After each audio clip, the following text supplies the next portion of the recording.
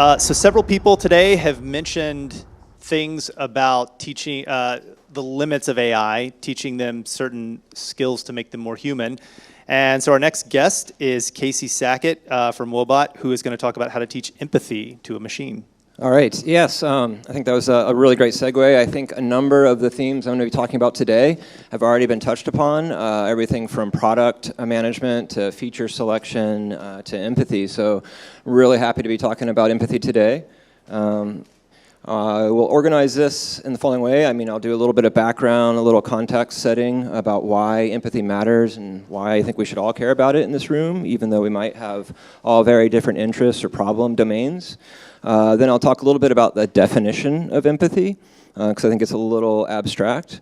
And then I'll talk about some very specific machine learning and NLP approaches to empathy. These are more like ideas, kind of exploratory things. And then I'll conclude with some examples. So background, why I think empathy matters. So the first thing is I have to put one of these kinds of slides up about, with a big dollar figure on here, but we all know that health is costing a lot in the US and worldwide. And if you look at it, if you break it down, you'll see that mental disorders are actually a large part of that. Over 200 billion total cost to the US. This is a lot of a trickle-down kind of effect. There's a lot of different side things from hospitalization to comorbidity. But even worse, 58% of people with various mental disorders do not receive any care for various reasons. Either because they're the stigma associated with it, or because just lack of qualified therapists, worldwide. So I'm from Wobot Labs. Our mission is to make the best psychological tools radically accessible to everyone. We do that right now with an app called Wobot. It's a chatbot that you can download on iOS and Android, and you can chat with Wobot about anything you might feel, any problems you might be having, and Wobot helps you feel better. So it started with a randomized control trial coming out of Stanford a couple years ago, where we showed that a chatbot can significantly reduce depression symptoms after 2 weeks. So what's interesting about this is if you look, and why this is related to empathy, is that if you try to break down therapy, there's been a number of studies around this, and kind of what happens in therapy, the actual techniques like cognitive behavioral therapy or psychodynamics, pick your favorite kind of school of thought, are a smaller factor. Actually, one of the biggest factors is therapeutic alliance. And behind therapeutic alliance, of course, are things like client-therapist rapport and empathy. So another reason why I think this is important is that I think over the last 5 years, machine learning and AI has made significant progress, and we've hit a lot of things like handwritten digit recognition and things like that. And then there's a lot of talk about how AI will eat the rest of the world, right? And that means that you have to go into higher and higher order kinds of concepts. And here's an example, from my domain, but it's anxiety and depression. And the fact of the matter is that we talk about this, and we have clinical, reimbursement codes for this and everything, but they're actually very similar. About 80% of the symptoms overlap. And I think in many of our areas, this is probably true. And as good research scientists, this should probably bother you. It bothers me. I like to be exact. So if we dive in and we said, okay, well, what is empathy? There are a number of psychologists out there that have kind of complex definitions of it. I won't read all this, but Carl Rogers has one. It seems to be something about understanding the other and back and forth. And you say, well, if you tried to approach this the old way, you might create features, or if you looked at traditional NLP, you might model it. But the new way was to use deep learning. So let's just replace the therapist with a robot, and then throw a big neural network at it, right? Problem solved. But I think that this doesn't work. And the reason it doesn't work is because we're basically talking about that output layer. We don't actually know what that output layer should look like. We don't know what our objective function should be. We don't know what kind of cost optimization to do. So it's kind of a circular problem. So I do think we need to figure out what empathy is before you can actually approach it. You can try etymology. I don't think that tells you too much, and I'm not going to try to pronounce these words, but you can see it means something about feeling into. And then you can also look at what happens. By the way, when I talk about empathy, I mean like interpersonal kind of empathy, not like empathy for your user, but in human-human interactions in the moment, what kinds of things constitute empathy in those moments. So this was a really interesting paper. It was a large-scale analysis of counseling conversations. You can look at those and kind of feel and understand, using NLP techniques, what are some of the things that constitute successful counselors versus non. Two of them stood out for me are ambiguity. The best counselors reduce ambiguity right away by asking the right kind of probing questions. And another one is adaptability. The best counselors match their user expressions, of their clients. And if we look at another paper that talks about what is empathy, similar. I think that there are two main aspects that I'll focus on. One is knowing the other person, kind of knowing what they're feeling and identifying their emotions, and then sharing in those emotions, so affect sharing. So if we were to take those two, obviously it's probably more complex than that, but if we just take those two aspects and kind of say, well, what kinds of things could we do in ML to approach those? We might start first with the know the user part. You would say, well, isn't this kind of already solved? There's this thing called sentiment analysis. Just run that on there, and you'll be fine, right? It's been done for a long time. You can count number of words of certain types. There are these dictionaries that are based on polarity and valence about what certain words are more positive and negative, and you can see a nice chart of it here. But I think the issue here is that sentiment, is traditionally trained on movie kind of databases and ratings of movies, and then it's not really the same as the domain that you're probably dealing with, and certainly not the same as the one that I'm dealing with every day. So I think we need to go deeper. I think it really talks to the fact that feature engineering is crucial, not only for like model optimization, but just before that even, like trying to understand your domain. I loved Vic's slide about feature selection or in real estate. This is very similar. So I think here's an example of work done by Jurafsky and others, where they were looking at, they had this awesome data set of police camera footage from Oakland, and they were looking at just casual stops, roadside stops, and whether or not there is racial kind of discrimination or any differences in the kinds of language that police officers use. So if you were to do just sentiment analysis, that would be in the kind of middle here, like the positive words, you'll see that that's like there's not a strong effect. So if you did traditional sentiment analysis, you're done. Nothing really here. Let's move on to something. There's no paper here. But what you really had to do, and what his team did, was get very creative, understand the particular domain here, and build features around those. So things like hands on the wheel, that's obviously only something for this particular domain, or whether or not you're using formal titles like Mr. Or being more casual. So I think this really illustrates the importance of feature engineering.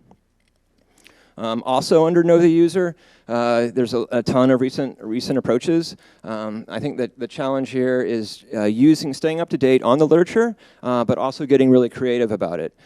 So some of the things that we're using quite a bit of is BERT. I think many of you probably have heard about this and how it's just brought transfer learning and the power of NLP to a new level in the last year. So using semantic similarity instead of just word counts allows us to find things that are in a similar semantic space, but somewhat related. So here's a principal component analysis or a T-SNE graph. This is actually MNIST in the graph. If some of you may have seen that before, but you can do similar things in your own domains. But first you do have to recognize what are those concepts and then find them and do these kinds of clusterings. So moving on to the second part of the empathy would be how do you share somebody's affect or give them a sense of similarity. So I think here again you can stay up to date with the literature. And Vision often has a lot of things that you can borrow.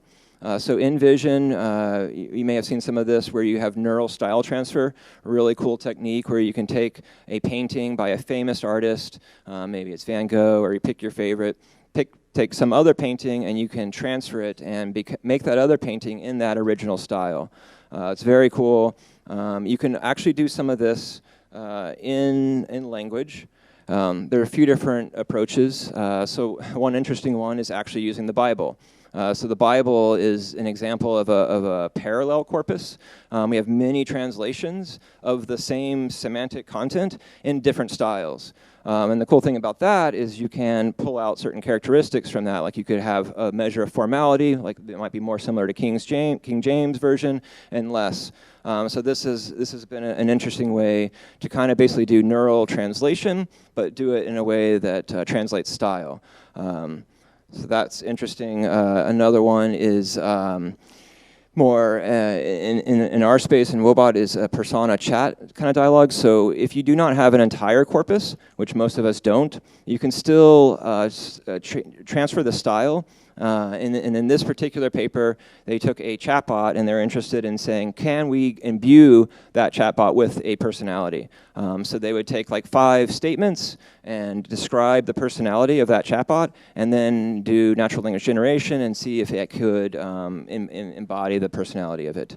So again, some ideas. Let's see. All right. So if you try to put all this together, I think there's a lot of proof in the details, obviously, but you can do some things of knowing the user by clustering and understand where they are. You can do some things with BERT and other latest techniques to transfer style, and then put it all together into your particular domain, and of course, out comes a conversation that should understand where the person is and have the person and kind of get closer to what the person's feeling. So I'm going to give an example of somebody much larger than Wobot, which is Microsoft and Xiao Ice. So this, is a really great chatbot that's popular in China. Very complex. They have many different domains. You can do things like uploading a photo, and it will analyze the photo and then talk to you about what's in the photo. But what I found was really interesting, they have a great paper that I encourage everybody to read, is at the core of it is this empathic computing engine. And much of the paper talks about how everything comes back to this computing engine. So I find that fascinating. This is not obviously a mental health company, but I think it shows the importance that it's going to become in just about all of our domains. So some quick conclusions.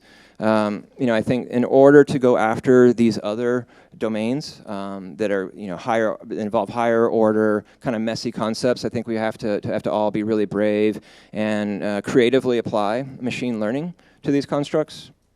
I think feature engineering is crucial. I think it has to be very domain specific. I think you have to become one with your data, as Andre Karpathy recently kind of published. I think you have to do lots of exploratory data analysis to find these kind of creative insights.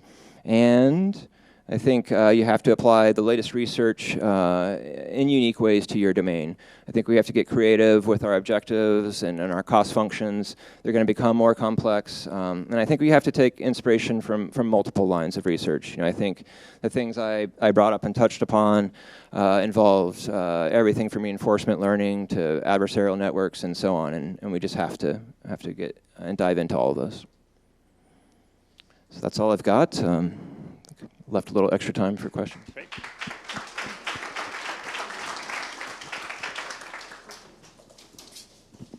Your conversational AI therapist is in market currently?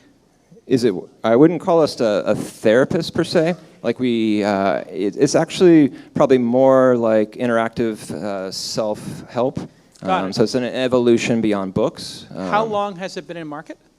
We've been live for 2 years. How many sessions have you done? Ballpark? Like conversational sessions? Yeah. Just over 100 million, but Wow. Yeah.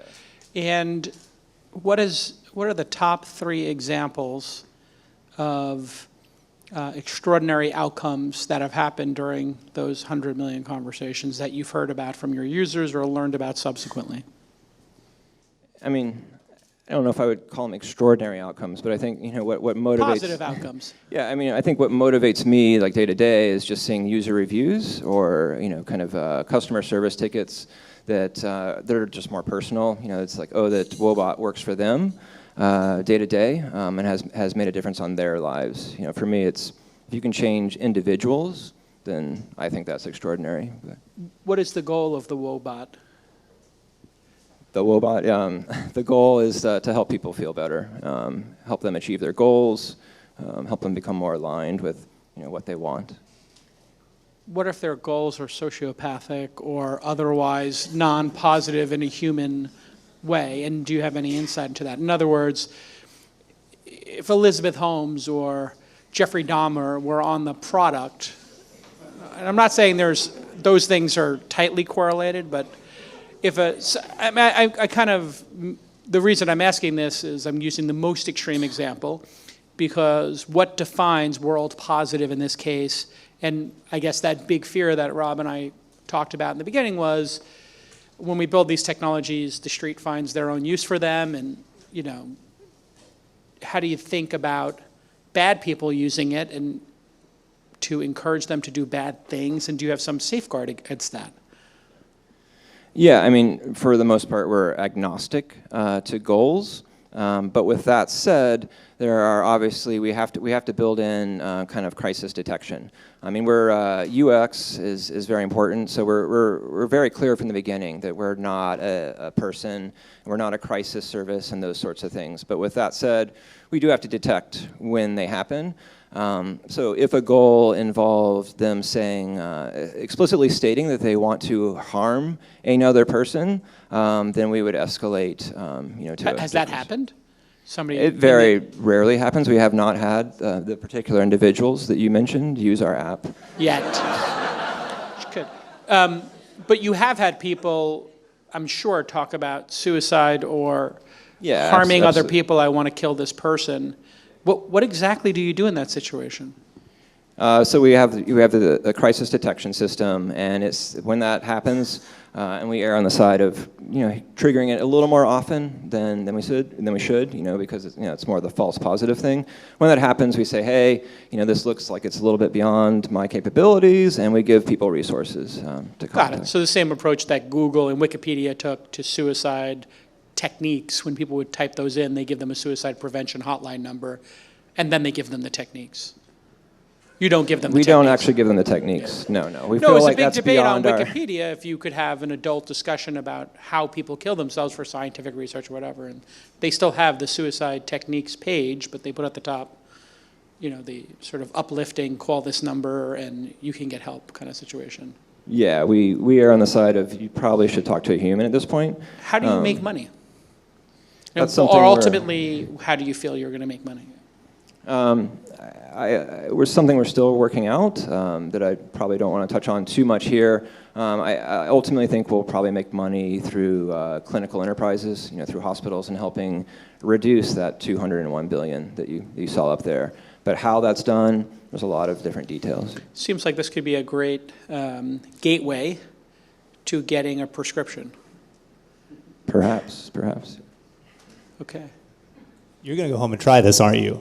I know you. I was doing it during the break. I was gonna end with that. But you could literally talk to it and say, I'm feeling depressed, and maybe get some anti-depression drugs or something. Okay, let's take 2 questions real quick. And don't criticize the moderator, host, for asking a bunch of questions. I'm a professional at this, sir. This is what I do for a living, is ask interesting questions. Go ahead. Let's see if your question is more interesting than mine. Here we go. Go ahead. So Jessica said that empathy wasn't a good thing for their bot, and you are saying that it's a good thing for your bot. So how do you interpret this conflict? Yeah, no, it's a great question. I mean, I think I was here for Jessica's, and I think we are talking. There are different types of empathy, and I think that empathy was, the empathy that a product designer has for their user, and I think the empathy I'm talking about here is that moment-to-moment empathy between 2 people. And so it is a little weird, because Woebot is having that conversation with users. And also, kind of to be clear, like the similarity stuff that I'm talking about is a little more on the research and development side.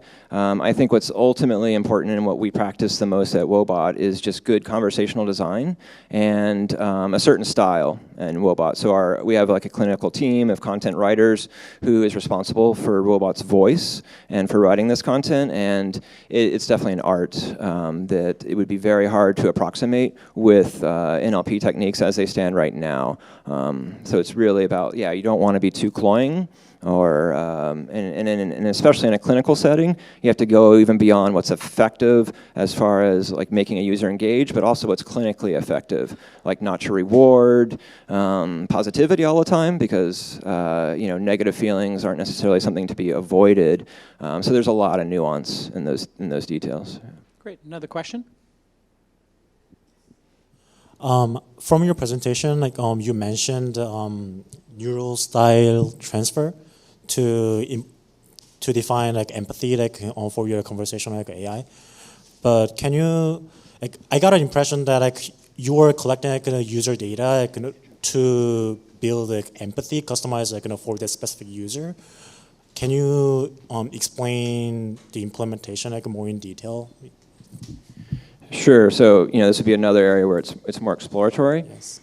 So I think the idea there is, you can have different types of personalities of users. So one good example might be that there are users of Wobot who have been in therapy before and who might be very familiar with cognitive behavioral therapy, and they can speak that language, cognitive dissonance, and all these kinds of things. And then there are other users who may not know anything about it and are much more casual in their language.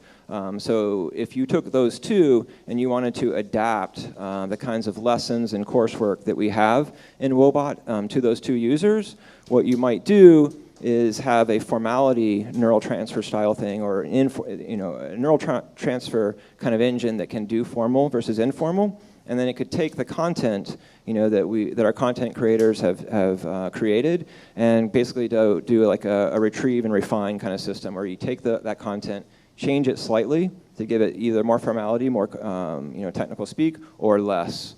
So that would be an example of how you do it. And then, of course, you might have other types of user profiles, and you'd want to adapt your system in that way too. So it's not like totally open-ended.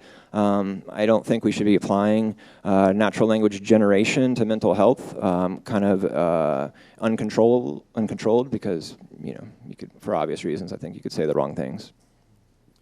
Thank you. Thank you, Casey.